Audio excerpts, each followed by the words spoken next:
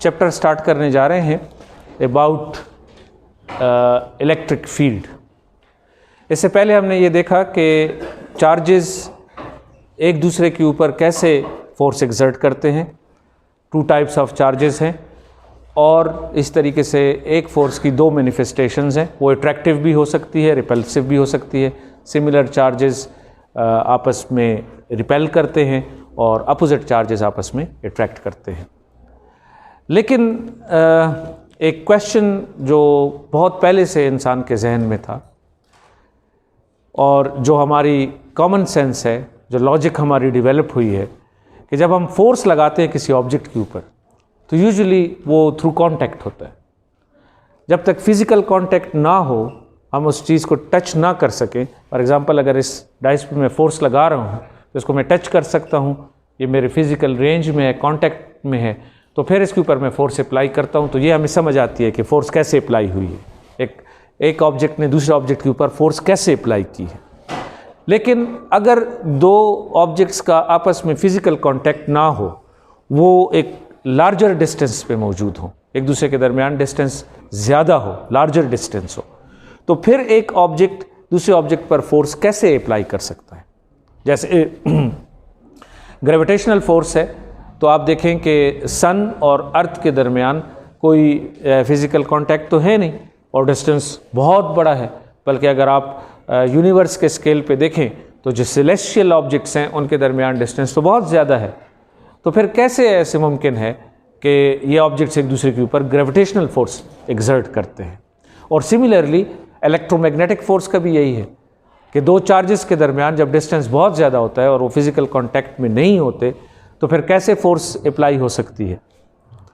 तो आज हम इस चीज़ को देखते हैं कि ये जो फोर्स है, जैसे पहले न्यूटन के ज़माने से एक जो नाम था कि एक्शन एट ए डिस्टेंस, यानी एक्शन एट ए डिस्टेंस कैसे होता है।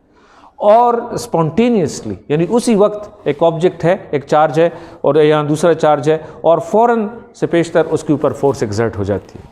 या सन जो है वो अर्थ के ऊपर इंस्टेंटेनियसली कैसे फोर्स लगाता है जब इतना बड़ा डिस्टेंस है, क्योंकि प्रॉबेबली फोर्स को तो ट्रेवल करते हुए, अगर फोर्स किसी तरीके से कम्युनिकेट होती भी है तो ट्रेवल करते हुए कुछ डिस्टेंस जो ट्रेवल वो कवर करती है, तो उस डिस्टेंस में कुछ टाइम तो लगना चाहिए ना। तो फोर्स जब वहाँ ओरिजिनेट होती है और यहाँ पर पहुँचती है, कम्युनिकेट होती है, तो it must take some time. How is it possible that instantaneously force जो है वो एक ऑब्जेक्ट दूसरे ऑब्जेक्ट पे लगाता है।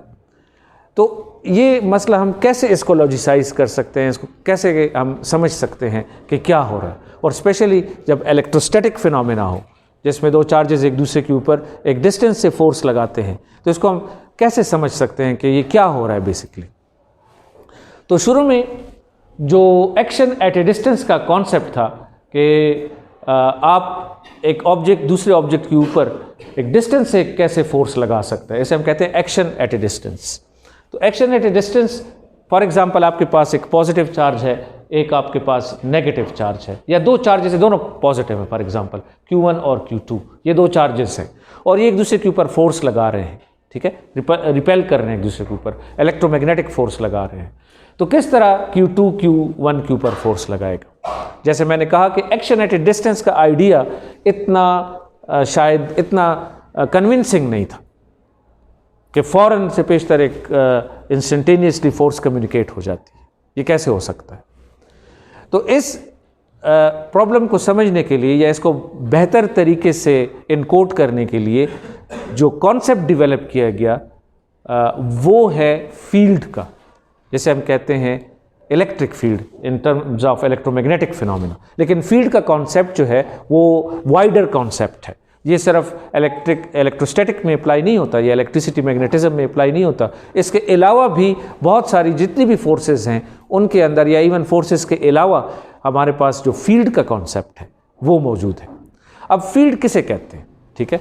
तो फील्ड का मतलब ये है, जैसे मैंने यहाँ आपके सामने ये बनाया भी है, इस केस में इलेक्ट्रिक फील्ड है, कि कोई भी चार्ज जो है फॉर एग्जांपल वो अपने इर्द गिर्द एक ऐसा इलाका होता है, एक ऐसा स्पेस के अंदर एक ऐसा डिस्टेंस होता है। यहाँ पर तो आप देख रहे हैं कि ये फील्ड जो है वो शायद लेफ़्ट साइड 2 की वजह से अगर ये फील्ड है तो लेफ्ट साइड की तरफ ज़्यादा है, वरना अदरवाइज ये स्पेस में सिमेट्रिक टाइप होगी। यानी जितना पॉजिटिव डायरेक्शन में उतना नेगेटिव, जितना ऊपर है उतना नीचे, जितना लेफ्ट का उतना राइट, यानी एक तरह से स्फेरिकली सिमेट्रिक फील्ड जनरेट होगी। इस तरह आप इसको विजुअलाइज करें। लेकिन चूंकि Q1 के ऊपर उसका इफेक्ट हम देखना चाहते हैं, तो चार्ज Q2 पहले स्टेप में, फोर्स लगाने से पहले स्टेप में वो एक फील्ड जनरेट करता है। बल्कि कोई भी चार्ज जो है वो पहले एक फील्ड जनरेट करता है, ठीक है, और उसका एक इलाका होता है और उसके अंदर हर पॉइंट के ऊपर उस फील्ड की अपनी एक वैल्यू होती है। और जब कोई दूसरा चार्ज उसके इस इलाके में आता है, फील्ड में आता है, तो वो उस पॉइंट पर जो फील्ड की वैल्यू होती है उतनी ही फोर्स वो उसके ऊपर एग्जर्ट करता है। यानी इसकी मिसाल ऐसे है, मैं आपको वैसे रफ एग्जांपल दूं कि हमने गेट के ऊपर एक सिक्योरिटी चेक करना है। अब फर्ज करें गेट के ऊपर कोई आता है, घरों में जैसे होता है, तो वो पहले बेल बजाते हैं, तो फिर अंदर से कोई जाके वहाँ जाके उसको एंटरटेन करता है और देखता है कि आना चाहिए नहीं आना चाहिए, कौन है कौन नहीं। इसमें काफ़ी टाइम लगता है ना, तो अगर घर बड़ा है तो फिर तो बहुत और भी टाइम लगता है। लेकिन जैसे अभी यूनिवर्सिटी है, तो इसके गेट के ऊपर अगर कोई, अब वहाँ से हमने यही सिस्टम, यहाँ कोई बेल करे, हम यहाँ से एक बंदा जाए आए, तो कितना इनकन्वीनियंट होगा। तो उसके लिए हमने ये इंतज़ाम किया हुआ है कि उस जगह पर वहीं पर बंदे बैठे हुए हैं, ठीक है ना, ऑलरेडी वहाँ पर मौजूद है, वो वहाँ पर है, वो वहीं पर उसको एंटरटेन कर लेता है। अंदर आने देना है या नहीं आने देना। तो चार्जेस ने भी ऐसे किया हुआ है, बजाय इसके कि पहले चार्ज को इन्फॉर्मेशन जाए कि जी ये दूसरा वाला चार्ज आपके करीब आ रहा है तो इसको रिपेल करना है या अट्रैक्ट करना है, ये नहीं है। वो ऑलरेडी सेटअप है, सेटअप हो चुकी है चीज़, एक प्रॉपर्टी है स्पेस टाइम की जो चार्ज ने वहाँ पर सेटअप कर दी है, ठीक है। फील्ड की वैल्यू ऑलरेडी मौजूद है। अब जो चार्ज आएगा तो इंस्टेंटेनियसली उसको रिपेल करना है, अट्रैक्ट करना है, कितना रिपेल करना है वो ऑलरेडी उसको पता है, ठीक है। वो अभी हम एक मैकेनिज्म डेवलप करेंगे कि किस तरह हम फील्ड की वैल्यूज असाइन करेंगे, किस तरह फील्ड हर एक पर्टिकुलर फील्ड पे वैल्यू होगी, वो तो हम एक प्रोसीजर बनाएंगे।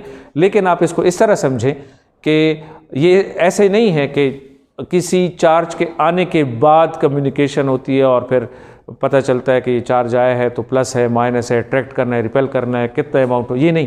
पहले से एक इलाके के अंदर, एक फील्ड के अंदर एक फील्ड सेटअप है, उसकी वैल्यू सेटअप है। और जब भी कोई आएगा चार्ज बाहर से, उस पॉइंट पे जब आएगा तो उसी वक्त फ़ौरन उसको उसकी मुताबिक रिस्पॉन्स मिल जाएगा। अट्रैक्ट होना है, रिपेल होना है, आगे जाना है, पीछे जाना है, वो सारा उसको कितना अमाउंट है वो सारा उसी वक्त उसको उसी पॉइंट पे रिस्पॉन्स मिल जाएगा। तो फील्ड जो है वो ऑलरेडी सेटअप होती है, एक चार्ज या कोई भी चार्ज ऑलरेडी सेटअप करता है। अब ये भी याद रखें कि इलेक्ट्रोमैग्नेटिक फील्ड जो है ये इनफाइनाइट फील्ड है, ठीक है। और वो इस तरह नहीं है कि सिर्फ चार्ज के कुछ इलाके में, वो यानी अगर फ़र्ज़ करें कोई चार्ज ज़मीन पे पड़ा है तो उसकी फील्ड मून तक भी है। लेकिन हाँ, ये बात ज़रूर है कि ये इन्वर्स स्क्वायर लॉ है कि जैसे जैसे डिस्टेंस बढ़ता जाएगा वैसे वैसे फील्ड कमज़ोर होती जाएगी, और फिर लार्जर डिस्टेंसेस पे या एट इन्फिनिटी पे वो इतनी वीक होगी, इतनी वीक फोर्स होगी कि वो ऑलमोस्ट अट्रैक्शन पॉसिबल नहीं होगी या रिपल्शन, लेकिन होगी ज़रूर। In principle it's an infinite field which is there, ठीक है। तो ये आप देख रहे हैं कि इस तरह हम इलेक्ट्रिक फील्ड ऑलरेडी, तो अब वो एक्शन एट ए डिस्टेंस का जो कॉन्सेप्ट है अब वो ज़्यादा बेहतर तरीके से हमें समझ आ सकता है, ठीक है ना, कि किस तरह एक चार्ज जो है वो इतना दूर है और वो इफेक्ट हो जाता है। इसलिए कि ऑलरेडी फील्ड तो सेटअप हो चुकी है, फर्स्ट स्टेप में फील्ड सेटअप हो चुकी है, उसके बाद जाके कोई पार्टिकल आता है, चाहे ये ग्रेविटेशनल फील्ड हो या कोई और फील्ड हो, वो जाके वहाँ पर आके उसके ऊपर रिस्पॉन्स आता है, फोर्स एग्जर्ट होती है। अच्छा, अब फील्ड्स जो हैं, ये फील्ड का कॉन्सेप्ट मैंने आपको बताया कि ये बहुत जनरल कॉन्सेप्ट है। सबसे पहली डिवीजन तो ये है कि फील्ड्स दो तरह की हो सकती हैं, ठीक है। एक स्केलर फील्ड जिसमें फॉर एग्जांपल टेम्परेचर है और प्रेशर है, ये इसके एग्जांपल्स हैं। स्केलर का मतलब होता है कि ये स्केलर क्वांटिटीज है, ठीक है ना। और इसके अलावा भी फील्ड का कंसेप्ट क्वाइट वास्ट और क्वाइट जनरल है। तो स्केलर वो होती है जो स्केलर क्वांटिटी जिसमें डायरेक्शन नहीं होती। तो फॉर एग्जांपल हमारे पास टेम्परेचर है और प्रेशर है, ये एक स्केलर फील्ड्स है। इसके क्या मिसाल है? मसलन इस कमरे के अंदर आप देखें, या ये तो कमरा तो छोटा है, फॉर एग्जांपल पूरे मुल्क के अंदर देखें, किसी एक वाइडर एरिया में देखें, तो हर जगह तो टेम्परेचर सेम नहीं होता ना। वैसे भी अगर इसमें हीटर लगा हुआ है तो हीटर के करीब आप जाएं तो टेम्परेचर कुछ और होगा, अगर आप खिड़की के करीब जाएंगे कुछ और होगा, दरवाजे के करीब, छत के ऊपर, सीलिंग या फ्लोर के ऊपर टेम्परेचर की वैल्यूज़ डिफरेंट होंगी। तो ये भी एक फील्ड है जिसकी पर्टिकुलर वैल्यूज़ जो है वो मुख्तलिफ जगहों पर मौजूद होती हैं। मिसाल के तौर पर इस डायग्राम में आप देखें, अच्छा उससे पहले समझाने से पहले आप ये समझ लें कि फील्ड्स जो हैं वो दो तरह की हैं। एक स्केलर फील्ड है, जाहिर बात है स्केलर क्वांटिटी होगी तो उसकी फील्ड भी स्केलर होगी, और एक वेक्टर फील्ड है, अगर एक क्वांटिटी वेक्टर क्वांटिटी है तो उसकी फील्ड भी वेक्टर होगी। फॉर एग्जांपल इलेक्ट्रिक फील्ड है या मैग्नेटिक फील्ड है, ये दोनों वेक्टर क्वांटिटीज़ है, इनकी डायरेक्शन भी होती है और इनका मैग्नीट्यूड भी होता है। इसलिए फील्ड्स को हम जनरली दो टाइप्स में डिवाइड कर सकते हैं। एक को हम कहेंगे स्केलर फील्ड्स जैसे टेम्परेचर और प्रेशर है, और एक को हम कहेंगे वेक्टर फील्ड्स जैसे मैग्नेटिक फील्ड और इलेक्ट्रिक फील्ड है।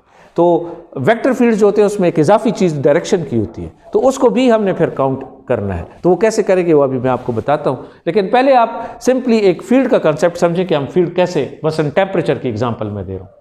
लेट्स से ये एक एरिया है जहाँ पे एक टेम्परेचर हम मेजर करना चाहते हैं। आप देखिए हर एक पॉइंट पे टेम्परेचर की एक वैल्यू है, ठीक है, डिफरेंट पॉइंट्स पे एक टेम्परेचर की वैल्यू है, वो ऑलरेडी टेम्परेचर वहाँ पे सेटअप हो चुका है। मिसाल के तौर पर यहाँ पर एक हीटर लगा हुआ है और वहाँ टेम्परेचर ज़्यादा है और मैं उसके करीब जाऊँगा तो मुझे हीट फील होना शुरू हो जाएगी, ठीक है, इंस्टेंटेनियसली मुझे हीट फील होगी। और अगर कहीं पर एयर कंडीशनर लगा हुआ तो मैं जाऊंगा तो टेम्परेचर डाउन होगा तो मुझे सर्दी लगना शुरू हो जाएगी। तो इस तरीके से ये एक टेम्परेचर फील्ड है, एक स्केलर फील्ड है। इसमें डायरेक्शन पे ये नहीं होता, ऐसे नहीं है कि मैं लेफ़्ट की तरफ जाऊं तो टेम्परेचर कुछ और होगा और राइट की तरफ जाऊं तो टेम्परेचर कुछ और होगा, ऐसे नहीं है। ये इंडिपेंडेंट ऑफ डायरेक्शन है, इस पर डायरेक्शन, हाँ डिफरेंट स्पेस टाइम पॉइंट्स के ऊपर, स्पेस के जो पॉइंट्स हैं उनके ऊपर फील्ड की जो वैल्यू है वो डिफरेंट है और वो बहुत फाइन होता है। यानी ये हो सकता है कि यूजुअली अब यहाँ से यहाँ तक टेम्परेचर में कोई फ़र्क ना हो, लेकिन अगर आप बहुत ज़्यादा इसको रिफाइन करें तो पॉइंट्स में कहीं ना कहीं थोड़ा सा फ़र्क होगा, एग्जैक्टली सेम टेम्परेचर जो है नहीं होगा। तो या अगर सेम भी है तो वो हर एक पॉइंट पे डिफरेंट वैल्यू होगी। अब जैसे ही हम थोड़ा उस तरफ जाएंगे तो वो वैल्यू चेंज हो जाएगी। इसका मतलब ये है कि इस पूरे इलाके में, इस पूरी स्पेस में टेम्परेचर की डिफरेंट वैल्यूज़ हैं, हर एक पॉइंट पे पहले से असाइंड है। यानी कहने का मतलब ये है, मैसेज ये है इसमें कि फील्ड जो है वो एक प्रॉपर्टी है एक स्पेस की, और फॉर एग्जांपल जो भी उसके ऊपर हम वैल्यू असाइन करते हैं उस फील्ड के ऊपर, वो ऑलरेडी पहले से असाइंड होती है, वहाँ पर मौजूद होती है, और जब बाहर से कोई एजेंट आता है तो उसको वो उसी वक्त रिस्पॉन्स देती है। ऐसे नहीं है कि जो सोर्स है उसको पहले कम्युनिकेट होता है और उसके बाद होता है, नहीं, वो ऑलरेडी वो सोर्स ने अपना इलाका सेटअप किया हुआ है, उसे उस पॉइंट उस स्पेस के ऊपर उसकी वैल्यूज़ मौजूद है। अच्छा, अब अगर आप इलेक्ट्रिक फील्ड पे आ जाए, मसलन अब हम चाहते हैं, ये इसको स्केलर फील्ड नहीं, वेक्टर फील्ड है।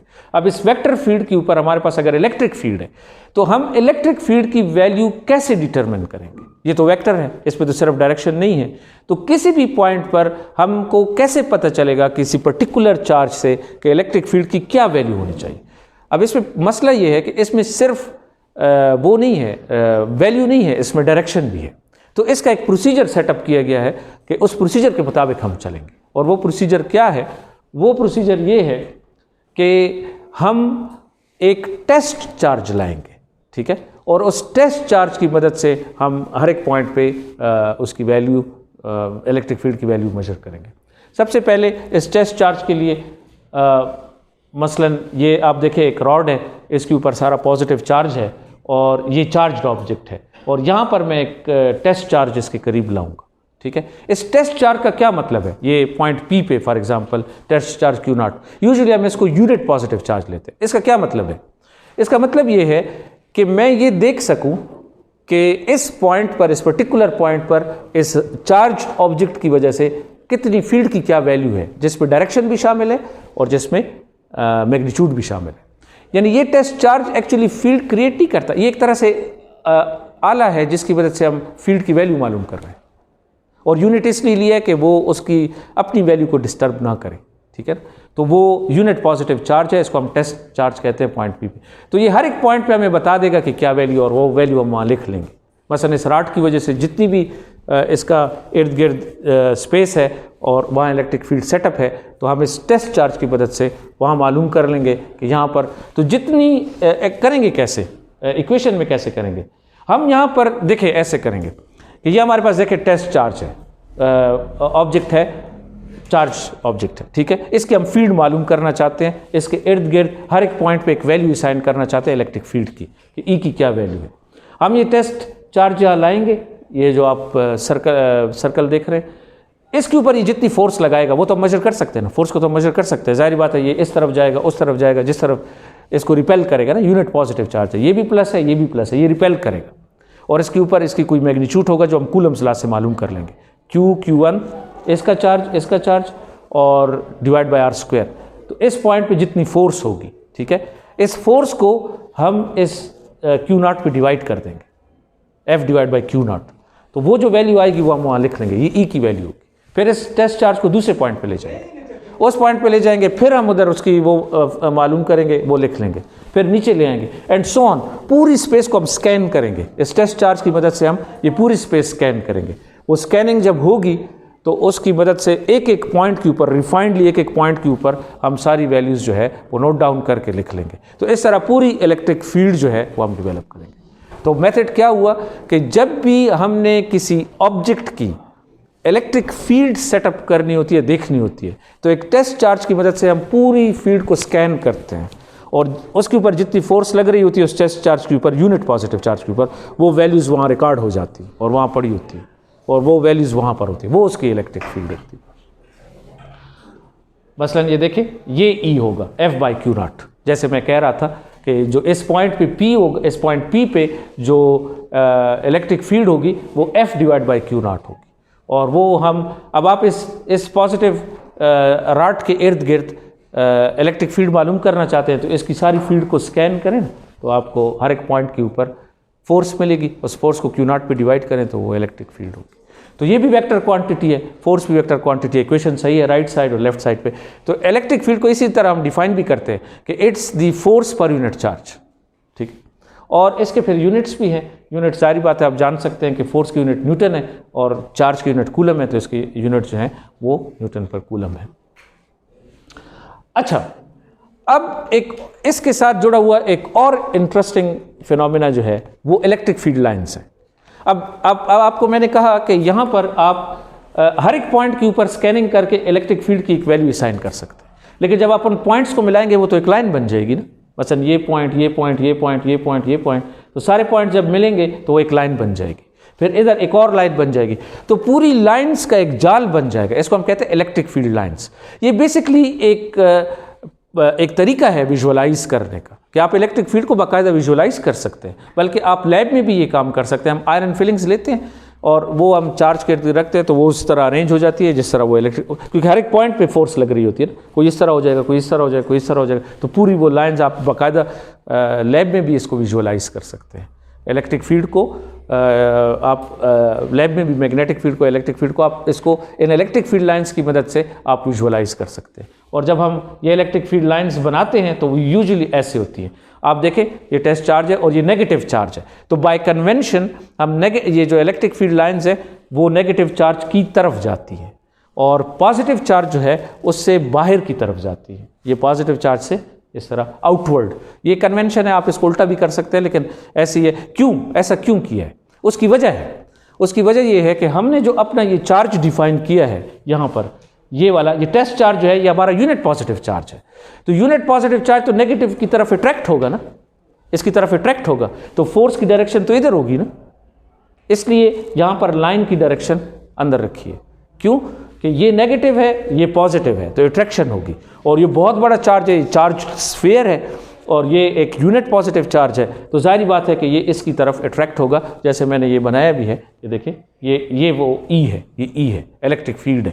तो इलेक्ट्रिक फील्ड जो है उसकी डायरेक्शन इधर होगी। इस पॉइंट पे देखेंगे तो इधर होगी, इस पॉइंट पे देखेंगे तो इधर होगी, तो ये बड़ी कंडेंस होगी और ये जितनी कंडेंस होगी उतनी फील्ड स्ट्रांग होगी। ये भी एक याद रखें, इसकी प्रॉपर्टी में है कि फील्ड, ये इलेक्ट्रिक फील्ड जो है, ये लाइंस जितनी कंडेंस होंगी, जितनी ज़्यादा नंबर ऑफ लाइंस होंगी उतनी ज़्यादा स्ट्रॉन्ग फील्ड होगी। यानी इधर आप चार्ज को बढ़ाएं ना बढ़ाएं, बहुत हैवीली चार्ज ऑब्जेक्ट हो तो उसकी इलेक्ट्रिक फील्ड लाइंस भी उतनी ही कंडेंस्ड होंगी, और अगर इसका इतना चार्ज नहीं है तो वो इतनी कंडेंस नहीं होगी। यानी जितना density of charges, density of lines है, यानी जितनी ज़्यादा नंबर ऑफ लाइंस हैं पैक्ड हैं, इक्वली स्पेस में पैक्ड हैं, तो उतनी फोर्स स्ट्रॉन्ग होगी।